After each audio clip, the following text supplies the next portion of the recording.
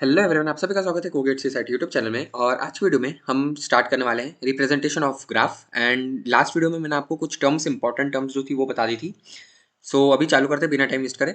तो सबसे पहला रिप्रेजेंटेशन का तरीका जो है ग्राफ का, वो होता है एडजेसेंसी मैट्रिक्स। एडजेसेंसी मैट्रिक्स मतलब आपका जो नॉर्मल मैट्रिक्स रहता है उसका उसको हम कैसे बनाएंगे मैं आपको ये बता देता हूँ।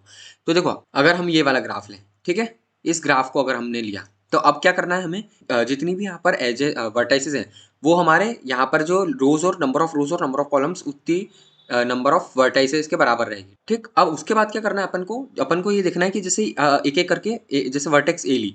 अब वर्टेक्स ए से जाने वाली कहाँ पर एजेस है, तो वो है ए से बी है, एक ए से सी है, सिर्फ दो ही जगह है। तो हम क्या करेंगे, ए से बी 1 रख देंगे और ए से सी 1 रख देंगे। और बाकी ए से ए सेल्फ लूप तो है नहीं, तो वहाँ 0 हो गया। और ए से डी भी कोई ऐसे एज नहीं जा रही है, उल्टी जा रही है डी से ए, पर ए से डी नहीं जा रही है, तो यहाँ भी 0 हो गया। सिमिलरली हम बाकी इन जो प्लेसेस हैं हमारे मैट्रिक्स की वो फुलफिल कर देंगे और फाइनल हमारा ये एम ग्राफ आएगा। अब नेक्स्ट क्या है, देखो यहाँ पर मैंने एक एम स्क्वायर करके निकाला है। तो हमने इसको एम स्क्वायर निकाला तो हमारे ये एम स्क्वायर की वैल्यू आ गई। अब आप यहाँ देखो, एम जो है वो क्या रिटर्न करता है, हमारी return number of path of length 1। और एम स्क्वायर जो है पाथ ऑफ लेंथ 2 रिटर्न करता है, एम क्यूब जो है वो पाथ ऑफ लेंथ 3 रिटर्न करता है। तो एम की पावर एन जो है वो path of length n return करता है। सो ये है हमारा फर्स्ट मेथड ऑफ रिप्रेजेंटेशन। इसमें एक होता है, अगर हम अनडायरेक्टेड ग्राफ की बात करें, तो जो अनडायरेक्टेड ग्राफ में हमारी जो एजेस रहती है उसमें डायरेक्शन तो रहती नहीं है। तो आप इस ग्राफ को, मैंने आपको याद होगा ग्राफ की फर्स्ट क्लास में बताया था इसको कन्वर्ट कैसे करना। अगर ये ऐसा है तो हम क्या करेंगे, पहले ये हमारी वर्टाइसेस बना दी। अब जैसे बी से सी अनडायरेक्टेड है तो बी से सी एक डायरेक्टेड बना दो और सी से ए भी डायरेक्टेड बना दो।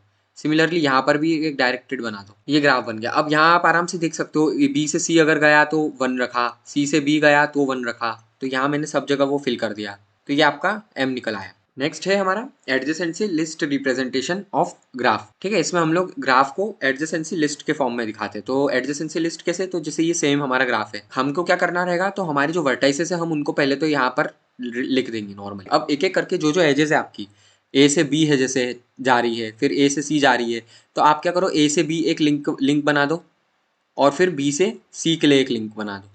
और सिमिलरली आप यहाँ के लिए भी कर लो। तो ये जो बनने वाला आपका फाइनल ग्राफ है ये होता है एडजेसेंसी लिस्ट। इसको हम एडजेसेंसी लिस्ट बोलते हैं। नेक्स्ट है हमारा इंसिडेंस मैट्रिक्स रिप्रेजेंटेशन।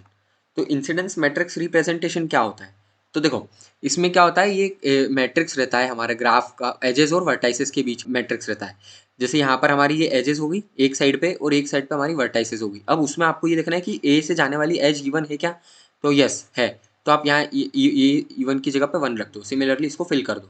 बट हम इसको यूज नहीं करते, एडजेसेंसी मैट्रिक्स या एडजेसेंसी लिस्ट का यूज करते हैं। एंड एक एक छोटी सी चीज़ है जो आपको याद करने के लिए है, एक इंपॉर्टेंट पॉइंट, कनेक्टेड कंपोनेंट्स क्या होते हैं और स्ट्रांगली कनेक्टेड कंपोनेंट्स क्या होते हैं। स्ट्रांगली कनेक्टेड कंपोनेंट्स ऐसे कंपोनेंट्स होते हैं जिसमें आप अगर जो जो आपकी डायरेक्शन रहती है वो सिंगल जगह रहती है। मतलब मान लो ए से बी के लिए ही डायरेक्शन अवेलेबल है आपकी, ए बी से ए के लिए अवेलेबल है ही नहीं, तो वो स्ट्रांगली कनेक्टेड कंपोनेंट्स होते हैं। अगर आप इसमें भी इसमें एक इस एज को अगर हटा दिया आपने ए से बी वाली को, तो आपका ग्राफ जो होगा वो डिसकनेक्टेड हो जाएगा। ये होता है स्ट्रांगली कनेक्टेड कंपोनेंट्स। नॉर्मल जो रहते हैं कनेक्टेड कंपोनेंट्स उसमें ऐसा नहीं रहता है। ठीक है, उसमें अगर आप एक एज हटा भी दोगे तो उससे जरूरी नहीं है कि आपका ग्राफ डिसकनेक्ट हो जाए, मे और मे नॉट होता है। तो आज की वीडियो में मैंने आपको बता दिया रिप्रेजेंटेशन कैसे रहता है ग्राफ का। ऑल्दो ये आपको मेनली जो यूज आएगा वो अल्गोरिदम्स में आएगा। अभी आप अगर इसको सिर्फ एक बार समझ लेना कि ये कैसे होता है, इसके आपको इतने क्वेश्चंस नहीं आते। एल्गोरिदम्स में इसका यूज रहेगा, तो उस वक्त आपको इसको यूज करके इससे बनने वाले कुछ क्वेश्चंस बनेंगे। इन पे डायरेक्ट क्वेश्चंस तो नहीं आते। ठीक है, तो आज मैंने आपको बता दिया। नेक्स्ट हमारा सब ग्राफ रहेगा। एंड अगर आप एक गेट एस्पिरेंट हो तो प्लीज़ इस चैनल को जरूर सब्सक्राइब करें और मुझे बताएं मैं कैसे इंप्रूव कर सकता हूँ। और वीडियो अगर अच्छा लगे तो प्लीज़ इस वीडियो को लाइक एंड शेयर जरूर करें। Thank you.